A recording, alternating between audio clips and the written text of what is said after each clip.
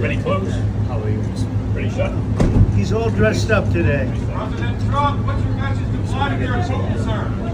President Trump, President Trump, you got a message to Vladimir Putin. Thank you very much. Thank you so much.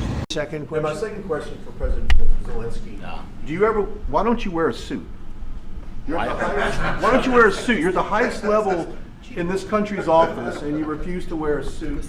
Just want to see if you, do you own a suit? Yeah, problems. A lot of Americans have problems with you not Really? respecting I don't the have dignity of this such. office. I will wear a costume after this war will finish. Okay. Yes, maybe one. Maybe something like this. something like Yes, yours. sir. Yes. That'd be great. Maybe something better. I don't know. We will see. Maybe something cheaper than. Yeah. I do like your clothing, but Yeah. Really? even I have to. I think he's a great guy, by the way. But I don't know if you two like each other, but you know what? I think he's dressed. I think he's why? dressed I like beautifully. this guy. I don't know I think him. he's dressed beautifully. So. A few moments later. Heinrich has some new information for us. Jackie. Yeah, I just went up to the press area to get an understanding of what we're watching. This is what I was told. The president has kicked Zelensky out of the White House. His delegation right now is telling him that he's got to go home. The president felt disrespected. Officials in the room felt that beyond the language barrier that we've heard some discussion about, Zelensky's body language, shrugging and eye rolling, was ungrateful, disrespectful, and the president feels that Zelensky is not ready for peace and he can come back when he's ready to talk about peace, but he's not in that position right now, and Zelensky is being told he's got to go. The lunch that they were supposed to have is sitting right outside the hallway, and the press staffers are going to be eating that lunch. This is really pretty incredible. We see the Jackie, SUV, hang on with us one Zelensky's moment. SUV. If you look to your left, you're going to see him. Let's watch. Mr. President, can you tell us what happened? Is the deal off? President Zelensky, can you tell us what happened?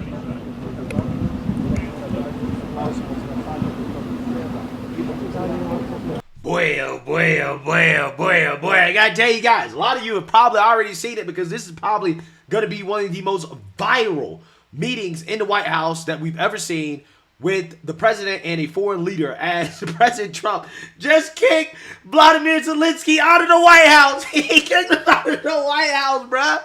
Crazy, absolutely crazy. Again, 2025, the timeline. It's one of the most fascinating things we've ever seen.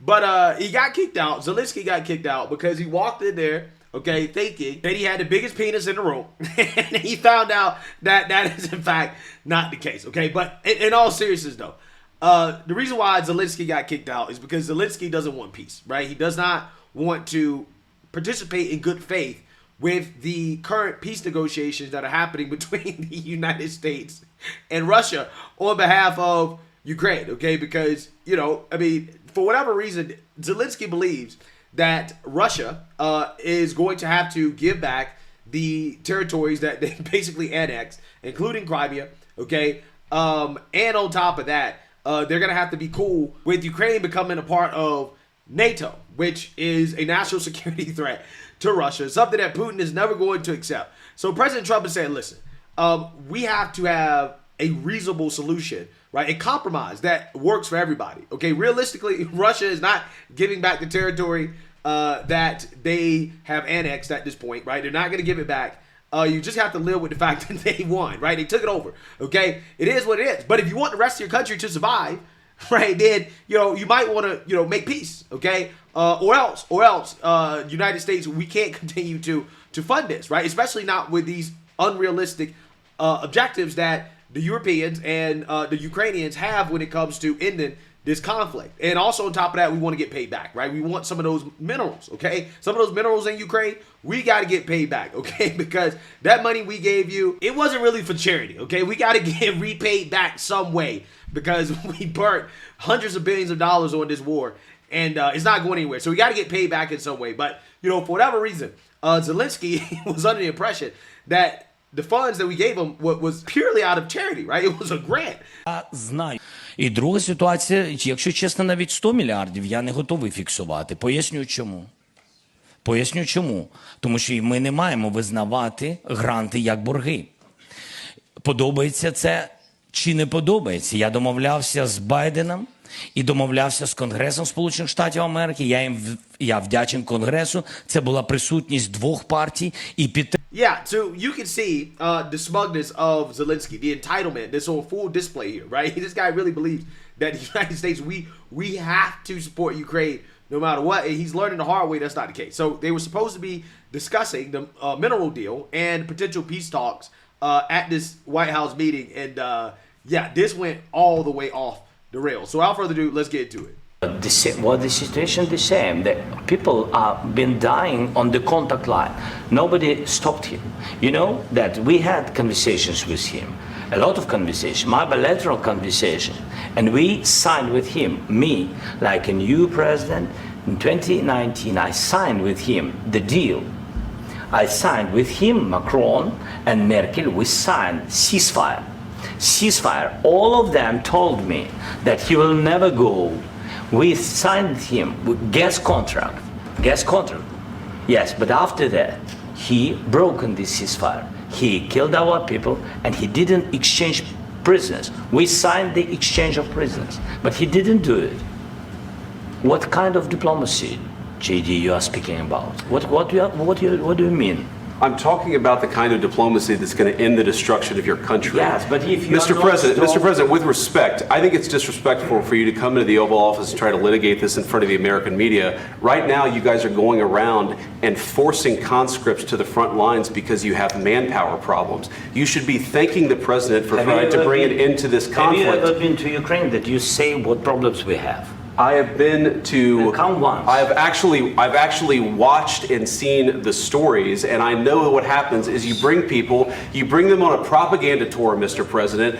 Do you disagree that you've had problems bringing people into your military? And do you think that it's respectful to come to the Oval Office of the United States of America and attack the administration that is trying to prevent the destruction of your country? A lot of questions. Let's start from the beginning. Sure. First of all, during the war, everybody has problems. Even you, but you have nice ocean and don't feel now, but you will feel it in the future.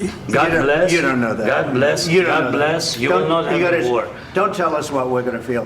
We're trying to solve a problem. Don't tell us what we're going to feel. I'm not telling you. Because you're in no position to dictate that. That's exactly what you're doing. You're in no position to dictate what we're going to feel. We're going to feel very good. You will feel influence. We're going to feel very good and very strong. You will feel influence. You're right now not in a very good position. You've allowed yourself to be in a very bad position, and he happens to be right about it. From the very beginning of the war. You're not in a good position. You don't have the cards right now. With us, you start having cards. Right now, you don't. You're playing cards. You're playing cards. You're gambling with the lives of millions of people. You're gambling with World War III. You're gambling with World War III. And what you're doing is very disrespectful to the country, this country, that's back to you, far more than a lot of people said they should have. Have you said thank you once? Wow. I love this so much. Why do I love this? Well, I love this because this is a country with a real president now, right? This is a real president, okay, who's not going to take any disrespect, who's not going to take, man, coming into the White House, looking for hundreds of billions of dollars more in handouts to fight a war that, you know, realistically speaking, hey, prospects not looking too good, okay? And here's the thing. Zelensky wants to continue to fight that war. Hey, it is what it is, right? Thoughts and prayers. But he don't have to do it with our tax dollars, right? If you believe that you can take back the land, okay, you could drive the Russians out, okay, then go ahead and do that, right? Go do that, okay? But again, you don't have to get our tax dollars. You can just do it with somebody else's tax dollars, right?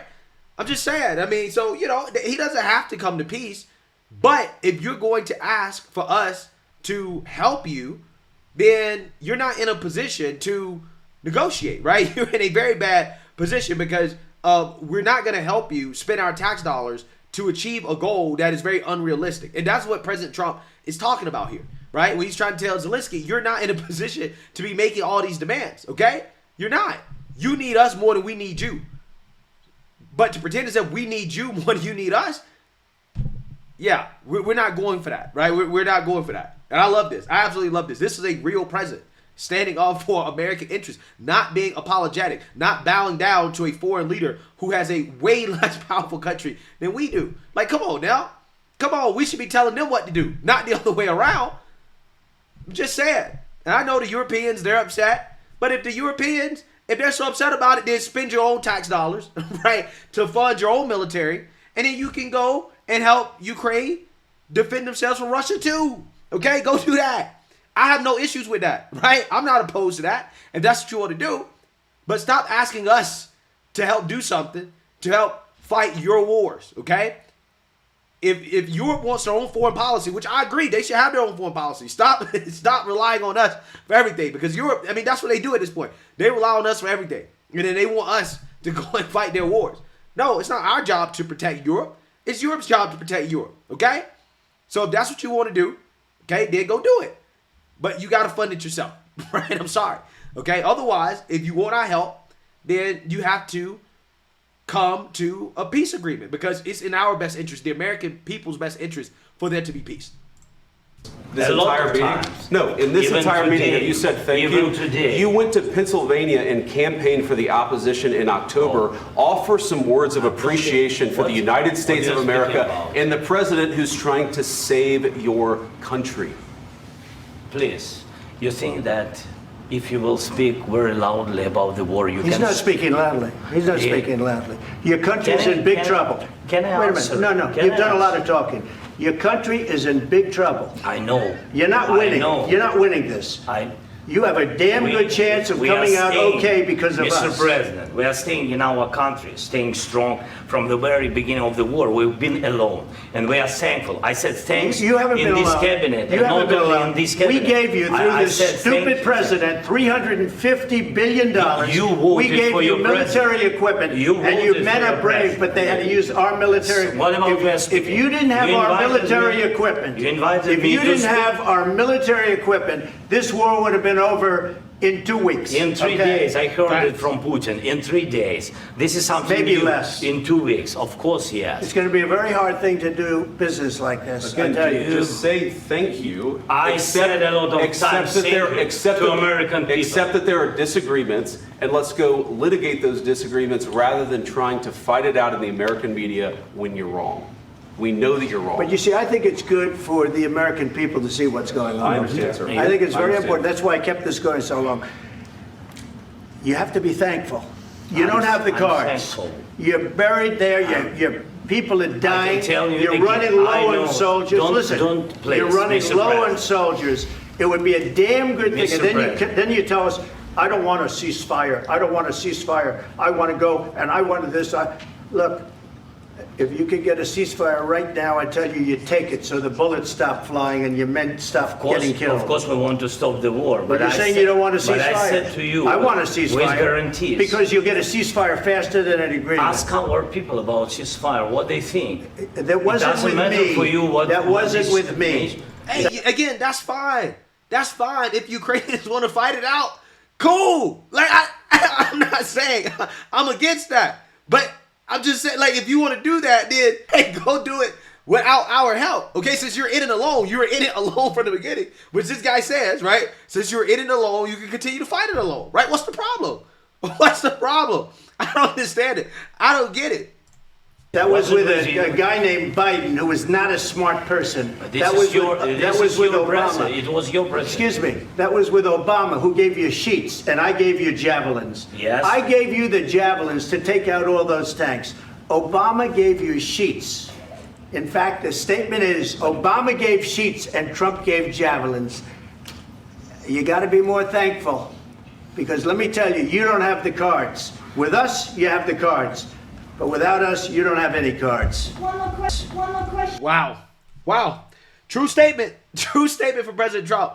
Without us, you don't have the cards. I mean, that's just what it is. So, of course, the mainstream liberal media, they are freaking out about this. Okay, there's a full-blown existential crisis happening on the liberal networks over this press conference. Take a look. CNN Chief International Anchor Christiane Amanpour.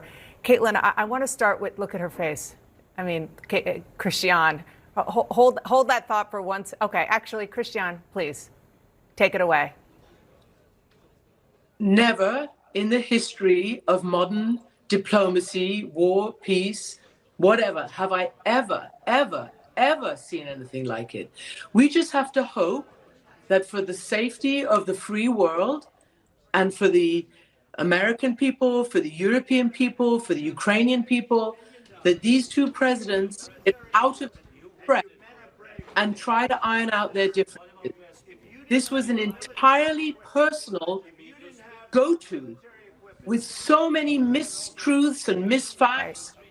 J.D. Vance, who once said about Ukraine, I don't really care much whatever happens to Ukraine, says to Zelensky, who spent a long time for what?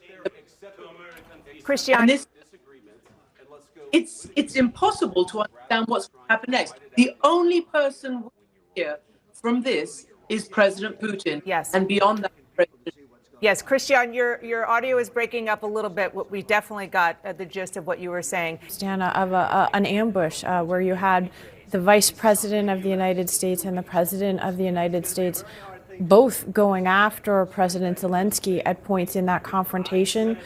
In many ways, it seemed as though, Vladimir Putin's work was being done for him. And I just think the big picture here is to understand the shock and horror of Ukraine to see the country that was its biggest ally and supporter in the space of weeks essentially change the foreign policy of the United States and of the West. And you had Trump and Vance amplifying Russian lies about the invasion. You had Donald Trump in that confrontation saying that, he trusts Vladimir Putin. You had him saying lies about the Russian intervention in our elections back in 2016. This is the level of grievance going forward. But what's happened in the last week, it's hard for us to process, I think. The United States, Donald Trump, has switched sides in the war. And I think that is the backdrop for this confrontation that we just saw. The United States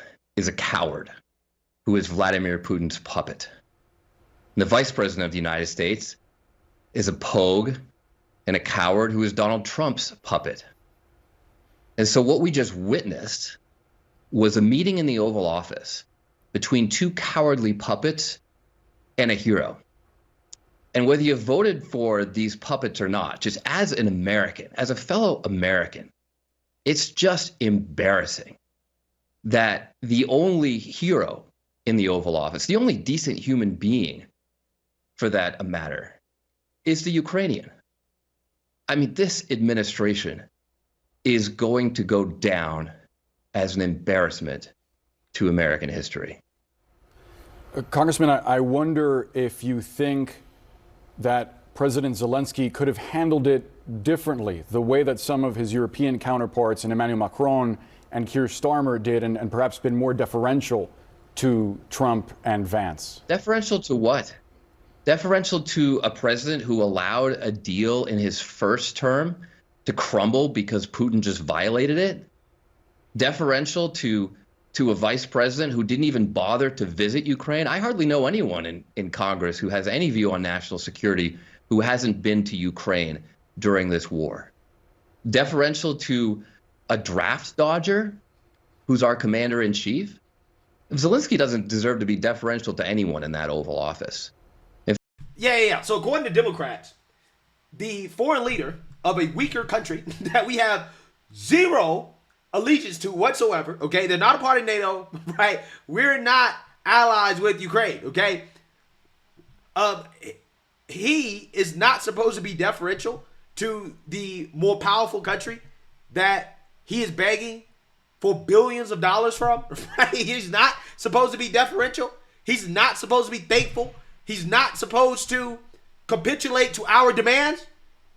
Again, this is the Democrat Party, guys. This is the Democrat Party. They care about other countries and their borders and their security more than our country.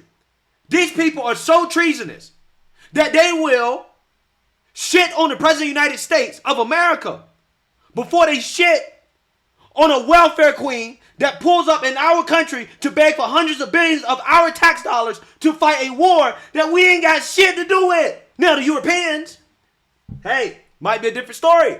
But again, that is Europe's problem. I understand. We're a part of NATO. Okay? But at some point, we got to ask ourselves, has NATO run its course, right? Is this obsolete? Do we need to think a little bit differently about foreign policy, okay? In the sense that, I don't know, maybe Europe should pull more of their own weight, especially from a military perspective. If you're so afraid of Russia, then step up. Step up. If you want to fight the Russians, then go fight them. But at the end of the day, as Americans, we're worried about our country. We can't keep sending tax dollars into perpetuity to Ukraine to help them fight a war that it looks like, as of right now, they're not going to win. Completely unrealistic objectives. And then you have millions of people dying as a result. But, oh, President Trump is the bad guy, right? He's the bad guy because he wants all of it to stop. He's the bad guy because he doesn't want to give a weaker nation everything they want. Who, again, we don't have any real allegiance to. Again, these Democrats, they're treasonous. They're treasonous. That's where they are at this point. They're rooting against America. They're rooting against us because Trump is president. That's how un-American these people are. So ultimately, at the end of the day, it is what it is. Okay, it is what it is. Zelensky got kicked out. And as I've stated throughout this whole video, if he's really about that life, then hey, continue to fight it out. But we can't help you, right? We can't help you. Now, if you want our help, then you have to capitulate to our demands, period. We are the more powerful country, okay? You need us. We don't need you. Despite what Democrats say, we don't need Ukraine, okay? And until Zelensky gets that through his skull that you're not in a position of leverage, right? I mean, the Democrats can kiss his ass all they want. See that? This is the product of the Democrats kissing ass. That's what it is. That's what really pisses me off the most about this, because he wouldn't feel the ability to do this if it wasn't for the neocons and the Democrats kissing this man's ass every chance they get. He would not have the cojones to do this. But because we have traitors in our Congress, in our government, this is why he feels like he can do this. He can just walk up to the White House to disrespect our president, to disrespect everything that the American people have done for him with nothing in return, right? We haven't gained anything out of it. I haven't. The American people gained nothing out of this. To disrespect us like that is something that should never be acceptable. And any Democrat cheering this on, trying to make Trump seem like the bad guy for wanting peace, they are traitors. They are traitors to this country. They are traitors to America. They are traitors to the taxpayers. The Democrats are showing you once again that they are America last. Everybody else first. Everybody first. America last. You're the bad guy if you want to put America first. I am sick of these people. I am sick of them. So hey, let me know what you guys think. Make sure you like, comment, and subscribe. Most importantly, share a Black conservative perspective. Peace.